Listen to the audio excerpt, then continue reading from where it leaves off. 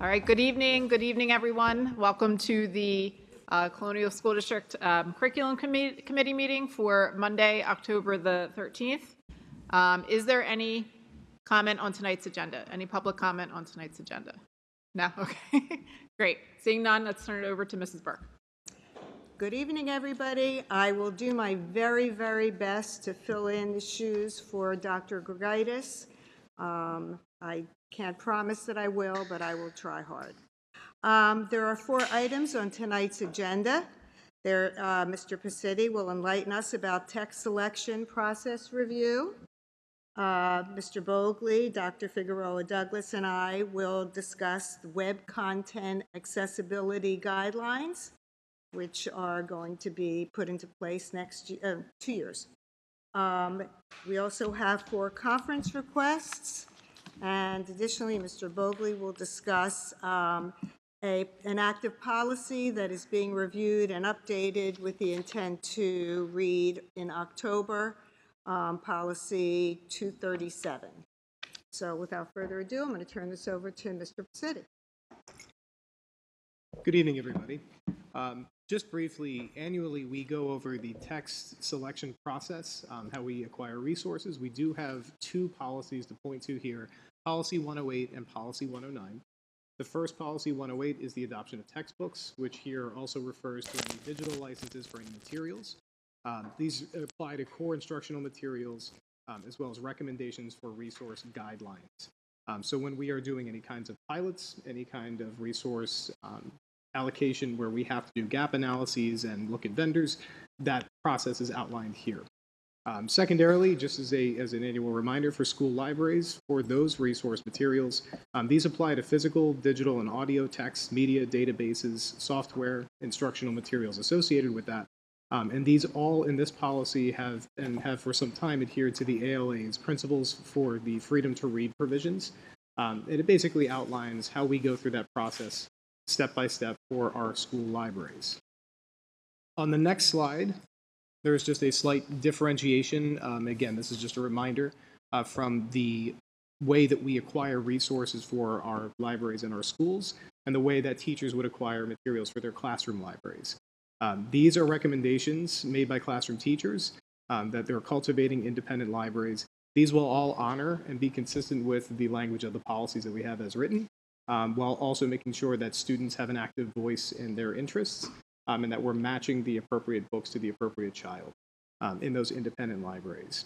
We want to make sure that we're ensuring accuracy, currency, and relevancy per grade level and departmental standards, developmental appropriateness, professional development guidance, and district equity considerations. We also make sure that this is a team endeavor, so when we acquire these libraries or we're purchasing any materials for teachers for independent libraries, that we have those spelled out, and it's done in consultation with our library and media specialists at each site, administration, and the curriculum department.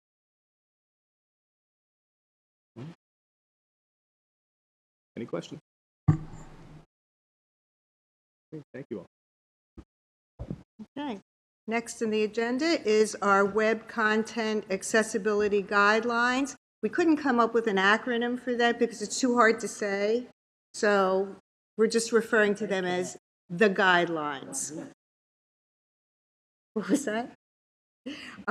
Okay, so the web content accessibility guidelines were created in 2024 by the Department of Justice. And they are accessibility standards that were set in line with the American with Disabilities Act to make sure that websites and mobile applications are usable by individuals who have disabilities. The guidelines outline technical standards for public entities' websites and mobile apps addressing key accessibility features such as audio captions, color contrast, text size, and font selection. So basically, the goal of these guidelines is to help make web content easier to access, use, and understand, regardless of an individual's ability. The compliance dates have been set based on size, and our date is April 24th, 2027. So simply put, To make our buildings accessible for individuals who have physical challenges, we install ramps and elevators so people can access the same spaces as others. To make our online tool accessible for people with visual disabilities, for example, we can add alternative text to images so that screen readers can describe the content aloud rather than read a file image. And if you are to click on the underlined item there, you can see what the actual web guidelines are.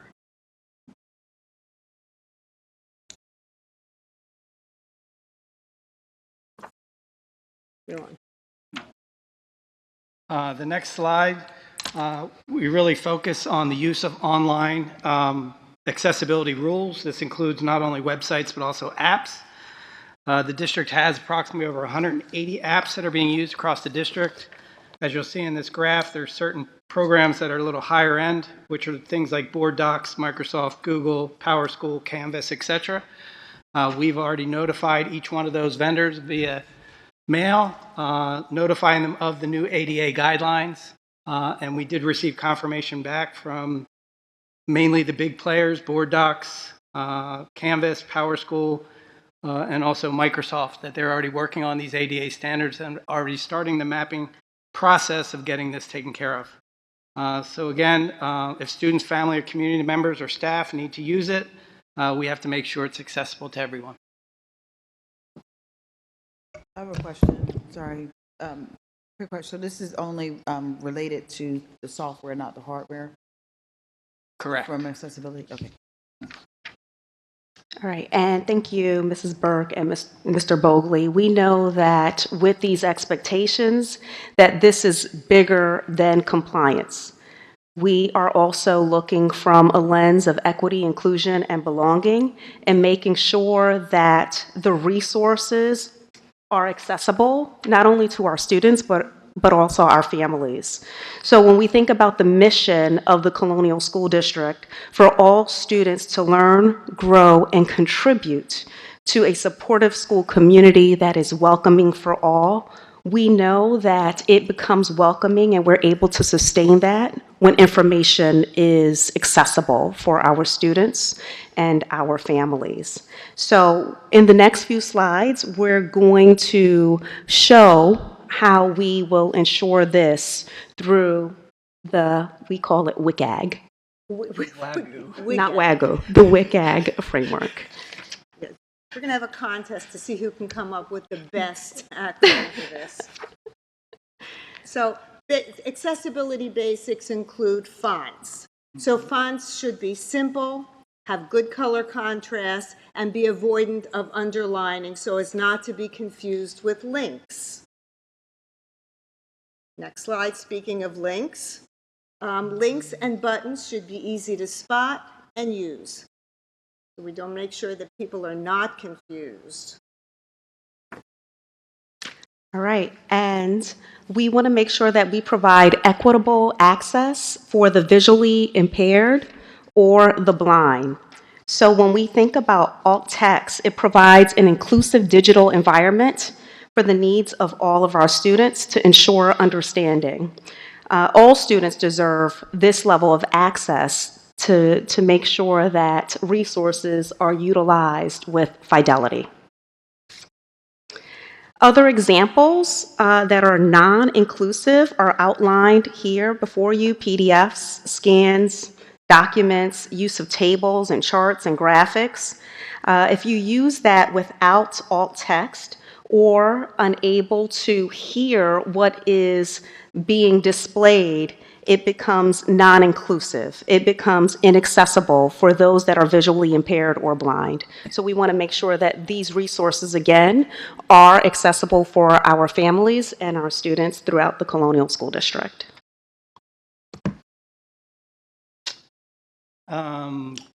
Getting ready for this new guideline, we have a curriculum committee, technology CIA committee that meets monthly that reviews these guidelines. We have a curriculum committee of the board. Obviously, we're meeting today. We have professional days or learning days. We have one coming up in November that we're going to be addressing this topic. We have also we have assigned responsibilities that we're going to enlarge this committee to a larger committee beyond the CIA committee. We're identifying impacted platforms. As mentioned before, this includes offices, this includes guidance offices, this includes every different area of the community.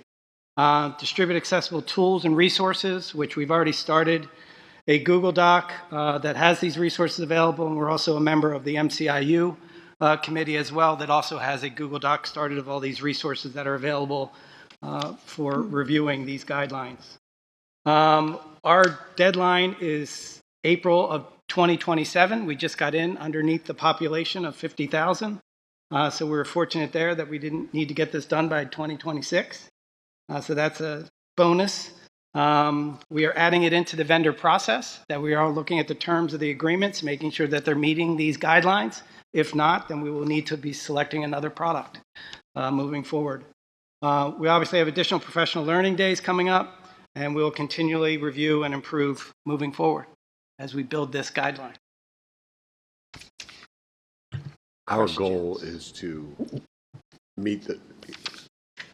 easily meet the deadline well beforehand. And I think we do a fairly good job already for assisting our families who have children with those needs or families that have those needs.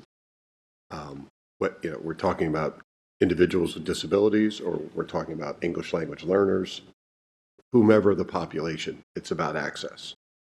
Think about everything that goes on in school related to using our website or our app or anything like that. How do you get your bus information in the morning just to get to school? How do you get breakfast at school and lunch at school? How do you access your courses? How do you access contacting the school if you have a sick day? How do you access contacting the school if you need an excused absence for something other than a sick day, a college visit? How do you get information related to if you're going to be late to school? All of those things. I could go through a myriad of things, none of which are even connected to curriculum. And then you get to the fact that how do you access 7.5 hours of curriculum per day? So I think we do a very good job. I know we do a very good job, and we certainly can improve upon it. And so we'll meet the deadlines. But similar to strategic planning or comprehensive planning, it's not about checking the box. It's about making sure all of our students have access. And so we take care of that with our personal conversations, with our contacts with families. And so we'll meet this deadline, and we'll meet it well beforehand. But we thought it was important for the board to see this is what every school district is going through presently. And guess what else we're doing? We're looking at what other districts are doing and networking with them to see, what pitfalls and struggles are they having while we do this implementation. So certainly, we'll meet the work and we'll get it accomplished. But it's all about the access. I have two questions. My first question is, one of the reasons why I asked about hardware is because, to give an example, someone who is legally blind, so there's hardware that you can also utilize. So that was one of the reasons. Do we already have something in place for that, specifically for the students and the staff? Yeah, we have what's called a set team that meets. So when we have a student who has particular needs regarding technology, a team of individuals meets, we discuss what the needs are, and we put those things into place. If we have to collaborate with the IU, we do that. We have a person, one of our speech and language therapists, sole responsibility this year is to work with some of our low incident students who have communication needs, and she works on setting up assistive technology devices for these students and working with getting some of our textbooks on these devices or having access to the standards using these devices, working with other students using reverse inclusion to have other students who learn the devices so they can communicate. So yeah, we do work with our students on these. Okay, that was my second question, was do we have protocols in place to address things that are not necessarily part of these guidelines? So you just answered that question as well. That was it. Thanks. How do you differentiate inequitable design versus just bad user experience design? you used fonts as an example. You said use this, not this. Is there a standard for this font is now made this site inequitable, like that we have to meet, or like how are we just designing and saying we're doing our best based on these guidelines? Like, is there a definitive measure or score that we're trying to achieve? I know that there are some fonts. For example, there's a font that was determined to be best used for students who have dyslexia. And I believe that it has to do with spacing of the letters. But we want to make sure that we're not using colored fonts for people who have colored blindness so that they can access. We make sure that the backgrounds of the documents have a separation from the actual font color and the font size, not using underlining where letters could then be confused if the underline is there. So I don't know that there's a one-size-fits-all, but certainly if there is a person who has a need, that would be a perfect example to come to the SET team to determine what that need is and to examine that and see how we can best address that. And similarly, if there is a data set or something that would be interesting to the public, are we potentially not going to publish that on the site because we can't make that accessible? For example, I know we get all the testing scores. Like that would come in a large data set that wouldn't make sense to translate or make sense to translate into like a graph or something like that, but those are under these guidelines not permitted. So is there a scenario where we would be restricting the public's access to relevant data and things to help them explain in the goal of accessibility, but really limiting their chance to gain knowledge? These are all great questions, and I think these are things that we're going to learn as we form our committees and as we, do you have any other responses that you're aware of? No, but because this is a federal approach, the goal is to make the information accessible for all instead of focusing on the population that probably is privileged without dealing with the disabilities, various disabilities that they may have or their students may have. The goal is not to make it inaccessible, but accessible to everyone. So almost like when you think about a goal that a student may have in an IEP, it's specific to that student that has the IEP, but that doesn't mean that it wouldn't benefit a gen ed student the same way. So it's, again, making the information accessible to everyone and now taking into consideration those with various disabilities to have the same access that we have every day. So Melissa, does that mean what Rick said in terms of the data that it's not produced by us, it's data coming from external because this is federal guidelines, then that data, when it comes to us, it should already be accessible and meeting these guidelines, at least sometime between now and 2027, because we have some time. Meaning the format of the data. Say that again? The format of the data. Yes, correct. Yeah. The format of the data, meaning that it's already in the right accessibility Theoretically, format. yes. So that, okay, so that's the expectation that Correct. that should happen. Okay. So, for example, would the school Facebook page be allowed to publish images of tonight's the soccer community night?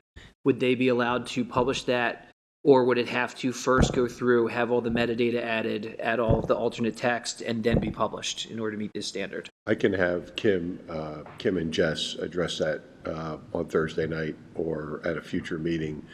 My initial response is, Rick, is first you would publish it so it's timely, and then you would go back and if you have to repost to make sure it meets all the standards, you would. But for the example you gave, you would want it to be up there in a timely fashion, Right. because the event just took place, right? Yeah. And then go back and revisit and make sure that it adheres to all the requirements that we have. And it's really, and it's self-audited, right? Okay. The penalty phase would come in if we were consistently and pervasively not providing access. That would be the problem. Not because we don't want to delay pertinent information, to everybody, just to make it, compliant. get it posted, and then double check the next day to make sure it is. Thank you. I do have one follow-up question, too. So this is very much about community access, student access, family access. I'm just curious, like, do any of our teachers have websites themselves? Is there going to be training for teachers? Is that going to be part of the rollout in the scaffolded implementation? We've gotten away, because we use Google Classroom and Canvas, the days of using your own website have really gone by the wayside. Got it. So as long as Canvas and Google Classroom are compliant, then we're good. Thank you. Yep. Any other questions? This is going to be a learning process too. So there will be things, and certainly there are things that if we find things that are specific to our needs, we would certainly implement those as well. So this is just the floor of what we're required to do. Okay. We do have a policy review. Policy 237, electronic devices. This is an active policy that is being reviewed and updated with the intent to have first reading on October 16th and the second reading and adoption in November. Drew? Okey-doke. Policy 237, electronic devices. We do have an active policy. You'll also see the draft that was posted on board docs. The first paragraph was selected and deleted as per the recommendation from PSBA, and the electronic devices were added. That focused mainly on current mobile and commuting devices.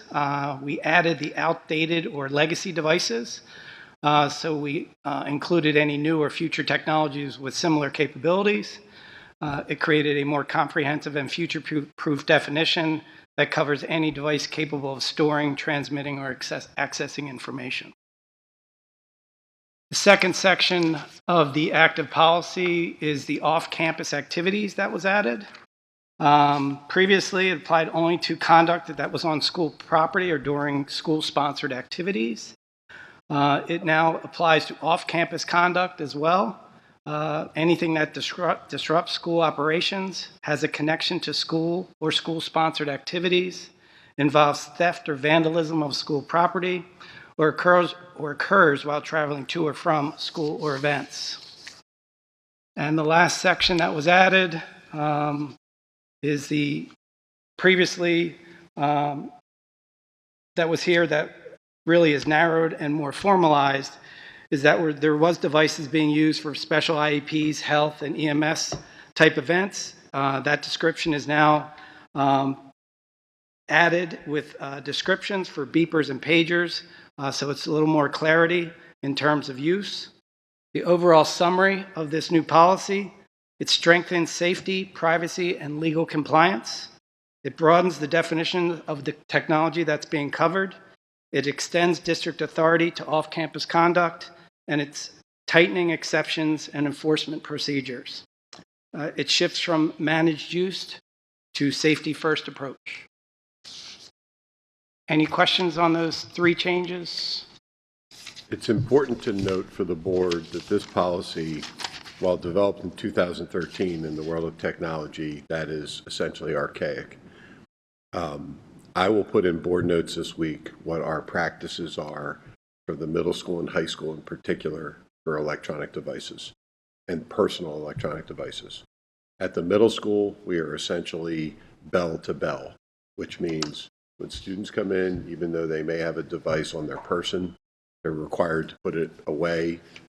We prefer the locker. We do realize some kids may keep them in their pockets or their backpacks, but it is not to be out during school, including lunch and passing time in between classes. If it is out, it is confiscated. Parent is contacted to come in and pick up the device. The administration of staff have done this for a couple of years now, and it's worked very well. Students have their Chromebooks. They don't need their cell phone too. So really, I'd say 3 years ago, if I walked into the middle school on a Friday, you might see 10, 12, 15 devices in the office waiting for parents or guardians to come pick them up. Now it's very few. At the high school, students have them on their person. but as they walk into class, unless the teacher has a specific use to use the electronic device, it goes into a pocket right by the front of the classroom.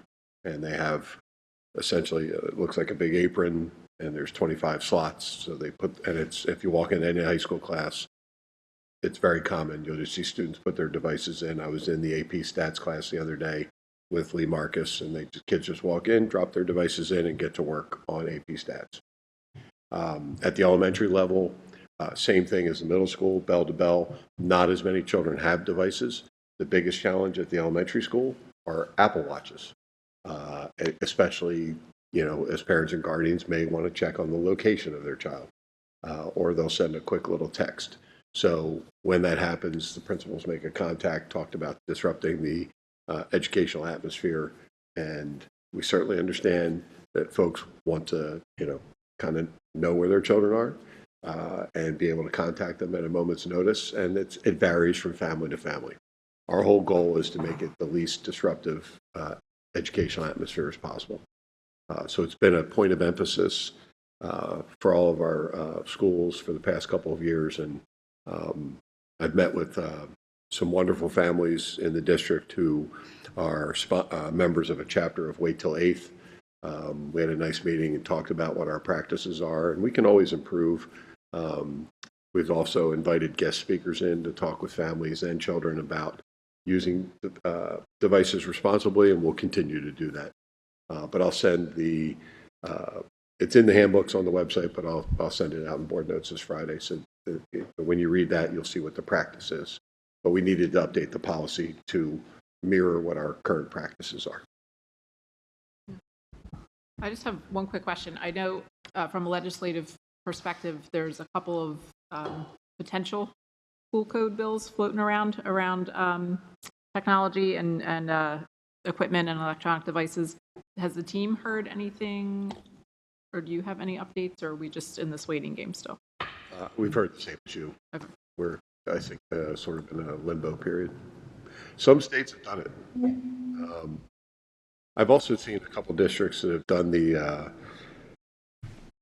you come into school and at the secondary level, you hand your device in and it goes into a secure pocket. It looks like an oven mitt, in my opinion, and then you get it back. And for the life of me, I have no idea how our buses would ever be on time if we did that with 1,600 high school kids and 1,300 middle school kids. I can't fathom that. Would it make sense to label smartwatches as one of those technology forms? I didn't see it on the list, but as a potential disruption, probably makes sense to identify that. You mean add it to the Add it to the list of these electronic devices, since it's more likely to have a smartwatch than a BlackBerry or, you know, Walkman. beeper? Yeah. It absolutely does. We can add that, and that's why we brought it up tonight before our first read on Thursday night. And a quick question on that same note with the smartwatches. So do we have currently a similar policy, or do we not have enough situations where we've had to create like the little pockets like we have in CMS and the high school for the elementary schools? Haven't seen enough yet. Okay. It has occurred, but not as frequently as older students. And when it has occurred, are the families have been cooperative? Very. I just had a quick question about the beginning. I think you mentioned this was in accordance with PSBA. Is there anything that they have in their information that we don't have? And are there other, I mean, I haven't checked every other district, but are neighboring districts pretty much is this consistent with what they have? Yeah, we asked Drew to check with surrounding districts, make sure we're aligned. I did see a district in Jersey that just went like total ban, and it was met with a lot of spirited discussion among the student body at the secondary level, and more so than families, the parents. So that's been in the news recently. The challenges, I think, are mostly passing time and lunchtime and recess time, right? Those are the keys. In the classroom, our staff's been very consistent. And there's enough access at, 24/7. It's not needed during the day. Maybe we need to read The Anxious Generation, if you haven't read that yet. I said maybe we need to read The Anxious Generation if we haven't read that yet. Yeah. So theoretically, the new off-campus activities policy that we're putting in here would cover the scenarios where something is published to Facebook, social media, that then is going to be disruptive in the classroom when we deal with the airdropping videos made outside of campus while in the cafeteria. All of those type scenarios would be covered under this policy now? Correct. And I can tell you our practice has already been for the past 9 years to do it that way. We need just to update the policy to be in agreement with that practice.